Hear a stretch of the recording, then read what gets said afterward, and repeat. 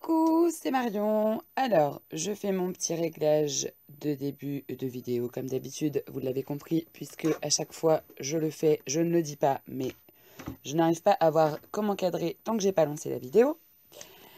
Alors, aujourd'hui, j'avais envie de faire avec vous une petite page, mais vous allez voir que j'ai déjà un petit peu avancé. Euh, En fait, il propose, voilà, je voulais vous le mettre là, sur la page du groupe de Chouflower, un défi sketch. Donc, réaliser une création de votre choix, carterie, marque-page, etc.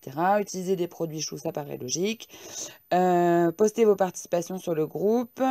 Vous avez du 20 au 27 juin 2020 à minuit, donc on est dans les clous. Et le sketch, il est là. Voilà. Et donc, à gagner, il y a 30 € par tirage au sort. Donc, ça veut dire que si c'est par tirage au sort, tout le monde a une chance de gagner. Les débutants, les confirmés, enfin voilà. Et le tirage au sort aura lieu lundi 29 juin, donc dans une semaine. Donc, j'ai déjà un petit peu avancé, je me lance. Donc, j'ai pris, moi je vais faire une page. Voilà, ça va être, je vais vous remonter un petit peu. Voilà. Donc moi je vais faire une page de scrap, somme toute très classique. Je vais vous descendre un petit peu la lumière pour que vous y voyez mieux.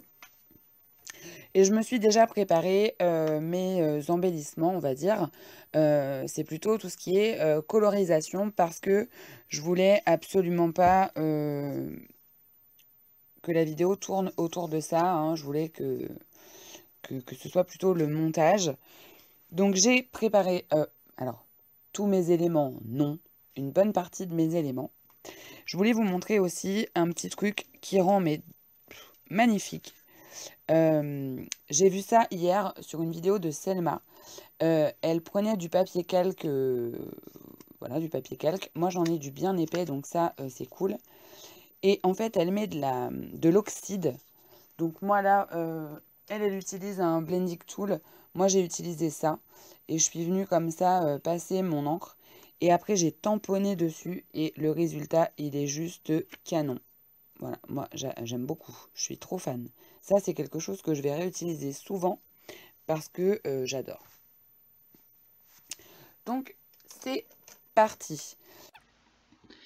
Voilà, donc je vais reprendre en narration, en voix off, ça va être plus simple pour vous expliquer un petit peu comment je procède parce que la vidéo durait trop longtemps et je ne pouvais pas vous la laisser durer aussi longtemps. Donc là, je vous montre un petit peu le sketch pour qu'on puisse voir les éléments qu'il faut logiquement voir apparaître en fond. Donc encore une fois, c'est un sketch, donc on s'en inspire, on n'est pas non plus obligé d'être voilà, obligatoirement calé sur, sur ce qui est demandé, hein. On peut se permettre des libertés, des choses qu'on n'est pas, enfin voilà. Mais moi, dans l'ensemble, j'ai quand même été respectueuse du sketch. À part peut-être... normalement, c'est un tag. Voilà, la barre. Mais bon, bref. Donc là, vous voyez, je positionne des scotch de masquage parce que je veux faire un fond aquarelle. J'aimerais bien que ce fond aquarelle ait des bords nets. Donc le fait de mettre un scotch de masquage, c'est quand même bien pratique. Par contre, je travaille sur mon papier d'albe et il ne fait que 200 et quelques milligrammes, donc c'est pas évident de mettre beaucoup d'eau. Voilà. C'est rare que je travaille avec beaucoup d'eau, mais bon, il le supporte, mais dans la limite du raisonnable, et il a tendance à vite faire des rigoles. Comme vous pouvez voir, là, voilà, il est au max. Donc je me dépêche de venir mettre des petites touches de couleur un petit peu plus accentuées, en sachant que en séchant, j'aurai un résultat beaucoup plus atténué. Donc de toute façon, je peux quand même pigmenter un petit peu. Donc j'utilise en fait les restes de bleu que j'ai sur ma palette de ma colorisation, comme ça je sais d'office que je serai raccord avec mes colorisations. Donc ça, par contre, la colorisation, je vous ai évité la démonstration de colorisation parce que j'en ai vraiment fait, pour le coup, beaucoup. Et je savais que y aurait de la colorisation sur mon fond de page. Donc voilà. Donc là, j'enlève mes scotch de masquage et j'ai un bord bien net. Donc là, jusqu'à là, tout va bien. J'efface un petit peu mon petit trait de crayon que j'avais fait pour être bien droite. Et puis, je viens poser mes embellissements comme ça. Alors, je perds beaucoup de temps quand je fais une page à essayer de tout bien mettre, à enlever, à remettre. Mais ça, je n'arrive pas à m'en empêcher. Donc là, je prends un tampon de chou-flower toujours. Et je viens le tamponner à la Versafine sur les bords de mon trait en le faisant légèrement dépasser sur mon aquarelle, enfin mon fond aquarellé pour que ça vienne bien se fondre dans cette bande. Donc là, je colorise. Donc je fais quelque chose d'assez rapide parce que ça reste mon fond de page. Donc il n'y a pas besoin de quelque chose de très précis. Et puis c'est des tout petits motifs. Bon, voilà. C'est quelque chose qui va assez vite. Faut pas trop réfléchir, quoi.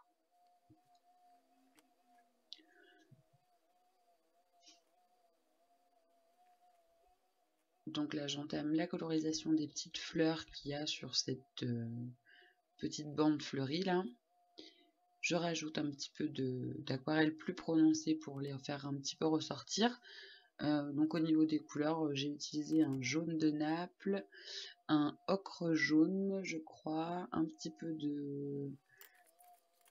C'est un brun chaud, je sais plus le nom.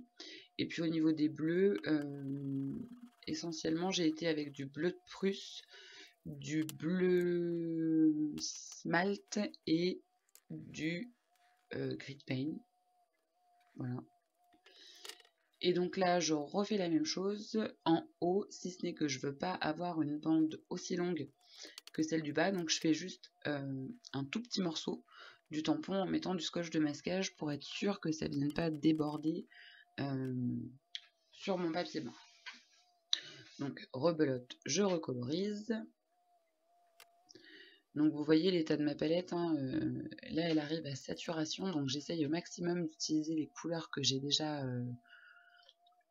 dans les petites cases là de ma palette, parce que je dis toujours il va falloir que j'arrive à mettre un petit coup d'éponge là-dedans, mais j'y arrive pas, je trouve que c'est gaspillé, mais du coup je manque un peu de place. Voilà, donc, alors là je fais des petites tachounettes. Je trouve que ça fond bien le motif. J'ai un pinceau un peu récalcitrant, mais je trouve que ça y va bien. Donc là, c'est un pinceau qui a une forte réserve, c'est un Raphaël, il a une forte réserve d'eau. Et du coup, il la laisse pas s'échapper si bien que ça, l'eau, donc du coup, enfin, il fait son boulot, hein. Mais du coup, voilà, c'est compliqué de faire ressortir l'eau. Donc là, je prends un petit tampon de fond de la planche océan, là. Et vous avez vu, j'ai mis du masquage. Donc je vous ai passé l'étape de découpage du masquage sur papier brouillon parce que c'est inutile, mais vous voyez le principe.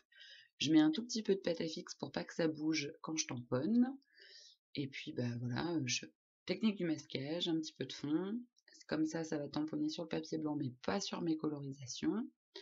Et puis bah, j'en mets voilà, des deux petites bandes, c'est histoire de prolonger un petit peu la ligne. Donc là, on est sur une construction plutôt verticale. Donc voilà, j'essaye de mettre mes embellissements de façon linéaire verticalement. Donc du coup, je vous ai pas dit non plus, cette page, elle est pour le challenge des 1 an du groupe Facebook de Chou & Flowers. Et en fait, j'ai pas encore craqué sur la nouvelle collection. J'attends encore un petit peu. Ça ne saurait tarder, hein, parce que j'ai vu des petites choses qui me plaisaient bien, mais c'était en rupture un petit peu partout. Donc j'ai passé une petite commande sur une boutique qui va, dès qu'elle va les avoir, me les mettre de côté, comme ça au moins je serai sûre d'avoir les produits que je veux et qu'ils soient tous disponibles en même temps. Donc là, je passe au montage et je viens mettre l'intérieur de mes 3 petits disques là. de façon à être bien sûr que quand je vais repositionner par-dessus, ça soit à la bonne place. Donc le petit cercle que vous voyez en bas, c'est du papier calque. En fait, c'est une technique de Selma, je vous l'ai peut-être déjà dit en début de vidéo. Je vous invite à aller voir la vidéo de son dernier mini-album, elle vous explique et c'est vachement beau. Je trouve que c'est très intéressant comme technique et ça fait du bien, un petit peu de nouveauté. Moi, je suis fan. Donc là, en fait, mes petits disques, je les avais montés sur de la cartonnette et je viens mettre de la mousse 3D. Alors, encore une fois, je vous ai passé voilà, je vous ai passé l'étape pour enlever les petits plastiques des mousses 3D parce que c'est complètement inutile. Et je trouvais que c'était plus intéressant de vous montrer la construction de la page. Donc j'avais une brève idée de ce que je voulais voir apparaître sur ma page, mais je savais pas trop comment les disposer. Et là, du coup, voilà, vous me voyez faire un petit peu. Donc des fleurs, des motifs de plage. Le petit parasol, je lui trouvais pas de place, mais je voulais absolument qu'il apparaisse parce que j'étais fière de moi, j'étais fière de ma colorisation, et du coup je voulais absolument le mettre.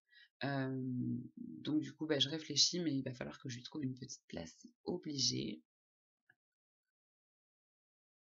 Alors là, je me suis amusée aussi à découper le titre bord de mer.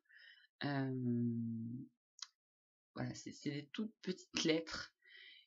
Et après, je me suis dit, mais comment je vais coller ça, sachant que j'ai du relief. Et vous allez le voir par la suite, en fait, j'ai réussi à ne poser dans le vide que les parties qui sont pleines, de façon à mettre une mousse 3D en dessous. Donc ça m'a bien aidé. Là, je rajoute dans mon fond des petites mouettes pour donner un petit peu de profondeur, parce que j'ai beaucoup de gros éléments, mais j'ai pas beaucoup de petits éléments, et on n'a pas cette sensation de profondeur. Et je trouvais que ça manquait un petit peu, donc du coup, je viens rajouter ces éléments-là. Voilà. Donc là, je passe à la partie collage. Une fois que ça plaît, il faut plus que ça bouge, donc je colle. Et vous allez voir, c'est là que je mets les petites mousses 3D. Donc là, il y en a un sous le haut et il y en a un sous le deuxième demi-cercle du B, de façon à ce que ça ne s'abîme pas, ou enfin, que ça soit bien solide. Voilà, là, vous me voyez mettre la mousse 3D, le petit E, voilà. Donc l'alphabet, enfin la typographie de ces lettres-là, j'ai vu qu'ils avaient sorti une planche alphabet chez Chouflower qui reprend cette typographie-là. Je pense que celle-ci, un de ces quatre, j'aimerais bien l'avoir dans mes petits placards. Ça fait pas partie de ce que je veux avoir en tout premier, mais voilà. Moi j'aimerais bien, là c'est la planche avec les appareils photo, qui doit s'appeler Memories Inside, je crois. Et après, j'aime bien les deux tampons bois verticaux, celui avec du texte, du vocabulaire marin, et puis celui avec les nuances de bleu. Alors lui, il est à se taper les fesses par terre. Il est magnifique. Et puis, j'ai vu 2 ou 3 autres petites choses, mais c'est voilà, c'est pas des gros coups de cœur. Les gros coups de cœur, c'est ce que je viens de vous citer là. Donc là, alors j'y tiens, hein, mon parasol, j'essaye de le placer, mais voilà, là il a trouvé sa place, je le colle, j'y touche plus. Bon, je pense qu'on voit quand même que c'est un parasol, au pire une méduse, je sais pas, mais j'avais trop envie de le mettre. Voilà, c'est un caprice, j'avais trop envie de le mettre. Il est mis, voilà, je suis contente, on n'en parle plus, on aurait pu s'en passer, hein. Donc là-haut, je colle tous mes petits ustensiles de pêche, les petites bouées, la petite mouette qui vient faire coucou, c'est moi. Et puis je trouvais que ça donnait un petit peu de vie parce que il y avait pas d'éléments vivants en haut et je trouvais ça un peu dommage. Donc la petite mouette, voilà, ça, je trouve ça plus équilibré. Et puis là, j'avais envie de mettre un petit peu de matière, donc j'ai mis un petit cordage, un vrai petit cordage, avec une petite pancarte que j'ai eue sur une autre planche de Show Flower et dans laquelle je suis venue mettre un autre titre d'une autre planche de tampon de Show Flower sur laquelle il est marqué Évasion. Donc là, mon traditionnel petit rituel de fin de page, les petits dots. Donc je suis venue accentuer le pistil des petites fleurs en jaune, jaune qui pète. Et puis sur les côtés, j'ai fait mes dots, somme toute classiques, avec un bleu un petit peu clair, voilà, Je trouvais que ça suffisait. En plus, en séchant, ça fonce. Et puis, ben voilà, le tour est joué. Donc, c'est une page qui m'aura pris un petit peu de temps, mais pas trop. 1 h 30 sans les colorisations. Voilà, je vous montre les 2 photos de la page. Je vous fais plein de gros bisous. N'hésitez pas à participer à ce challenge si ça vous tente. Et je vous dis à très bientôt pour des nouvelles aventures. Bye!